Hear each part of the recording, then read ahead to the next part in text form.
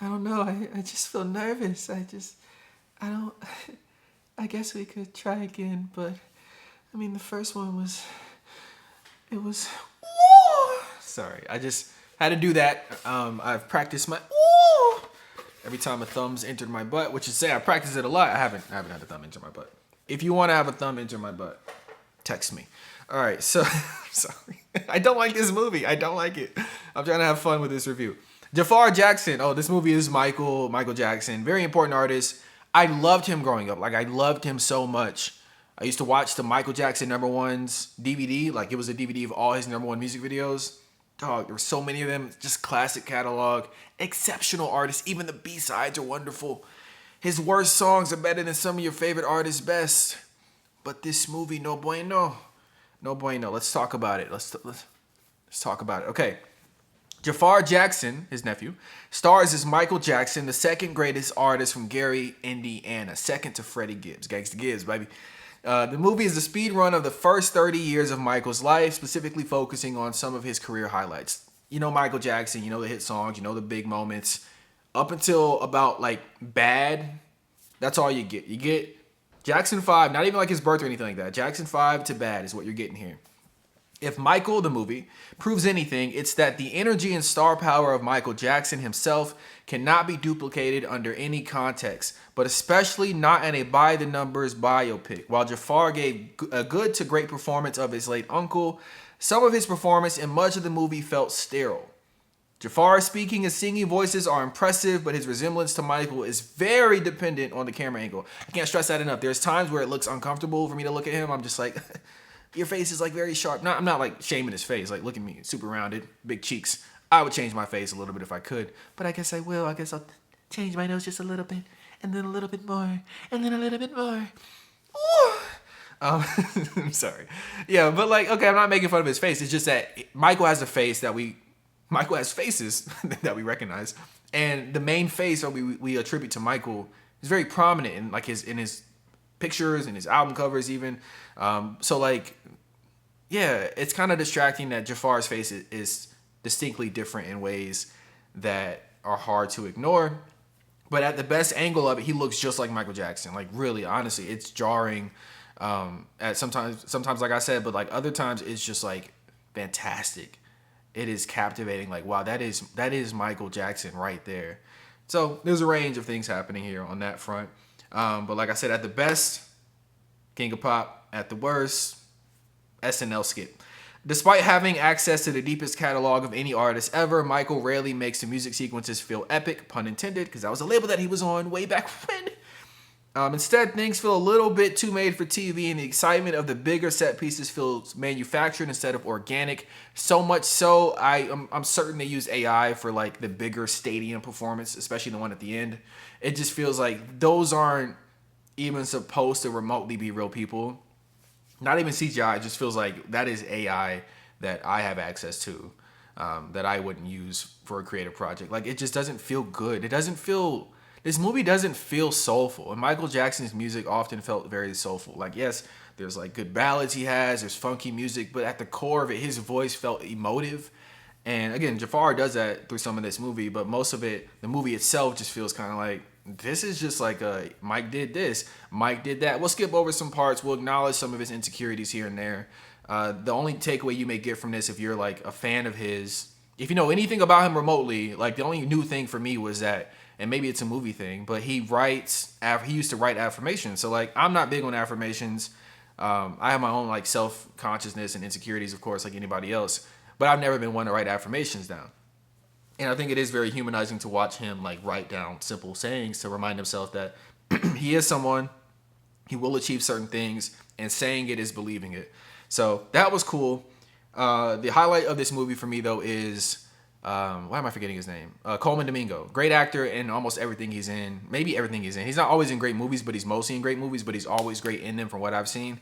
This is no exception to that. I mean, he is awesome in this as Joe Jackson. He looks like Joe Jackson. Like Joe Jackson had a very distinct look like a sleepy tiger or something. But like he looks like that. Eyebrows look like that.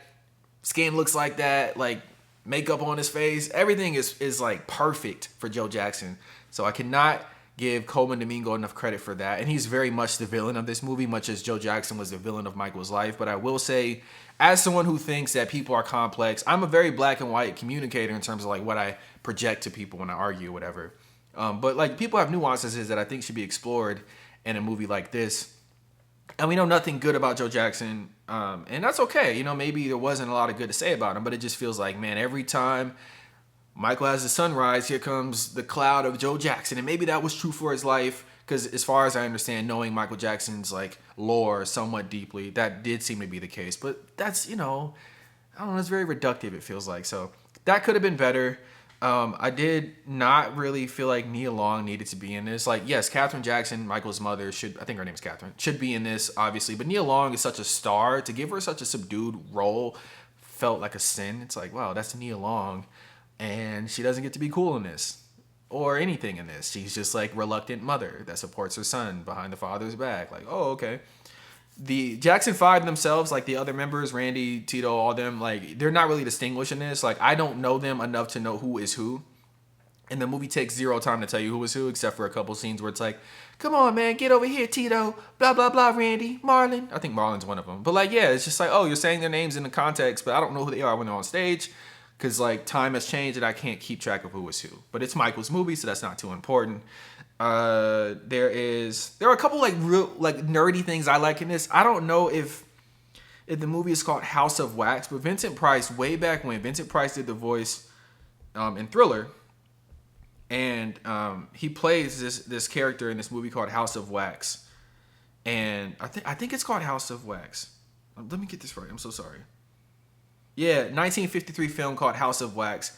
Interesting film, okay? But it pops up in this. Michael's watching it, and I think that's how he gets influenced to bring Vincent Price in for the voice of the Thriller song and video. So it was cool seeing a movie I watched from the 50s pop up in this. Also, I saw they had this sequence where they were showing how ABC, the Jackson 5 song, was climbing the charts. And then Mark Lindsay's like a name I know. And I'm like, that's from Paul Revere and the Raiders. Paul Revere and the Raiders is just like this really, really, really, really cool American rock band from the 60s, somewhat 70s, that doesn't get enough love. I learned about them watching Quentin Tarantino's Once Upon a Time in Hollywood. They were like heavily featured on the soundtrack. But yeah, that was really exciting. I was like, that's Mark Lindsay. Like, that's so cool that he was ranking back then solo. Who else is good here? There's a random like bodyguard character that I don't know if they exist in real life. If they did, I feel like I would have learned more about them just over the years. He's here as kind of like a shoulder for Michael to lean on. Michael's very isolated, which we all knew about him, but I wish the movie took more time to say how his isolation really impacted him in ways that aren't so obvious, or also even maybe took time to reflect on how others viewed his isolation, whether that be personally with his family or just amongst the public. But none of that is happening here. Nothing is too deep, and a lot of people are going to be upset. Well, they don't address any of the allegations. That's just a chronological thing. Well, it's a family thing. No family is going to like really dive into their moneymaker like that and be like, yeah, maybe he was doing nefarious things with kids. They're not going to talk about that. But also a movie that takes place before these accusations start piling on Michael's name, that's not going to address it either because it doesn't make sense for the timeline. It's like if a movie about Kanye West happened and it ends at My Beautiful Dark Twisted Fantasy, nobody's going to talk about Nazism because like it wasn't a thing that we knew about yet. Whether it was there or not, who knows, but we didn't know about it. So yes, that doesn't happen here. I'm trying to just think stuff this movie skips over. Like it doesn't talk about Diana Ross at all. Janet Jackson, I guess, refused to be in this. The Wiz is not mentioned. Like if it is, it's like maybe a second because I didn't notice it. And The Wiz is very important for his career because that's where he meets Quincy Jones, and that's how his whole like solo career really hits a new level, and then he becomes who he is to us. Stevie Wonder's not mentioned. Stevie Wonder plays the keys in real life on I can't help it on off the wall. So like Stevie Wonder should have had like a moment in a studio session with Michael because he's a huge name. The audience would love to see Stevie portrayed in a movie, just pop up somewhere. Paul McCartney's not here. Like there are just key figures in Michael's life that I think deserve to be here because of how important they are as contributors to Michael's story, specifically the biggest moments of his career during this story arc. Another flaw I notice is that the young kid that plays Michael Jackson is good. I like him. He's a good child actor, good singer. Feels like a kid in a way that you want this character to feel like a kid. This is not his fault at all, but like there was bad ADR for some of his performances. So ADR is essentially when you dub over audio. So when you record something in the studio or on set or whatever, the audio you use is not from that recording on set because there's so much background noise. So like you're gonna ADR it, from my understanding of the concept. You're gonna ADR it, and basically the ADR in this wasn't matching his lips, so the lip syncing was off, and that bothered me a bit. But yeah, it's a 3 out of 10 for me. I don't love it, and I really like Michael Jackson's music, and I really wanted to feel excited, and I really wanted to feel like I was watching Michael Jackson.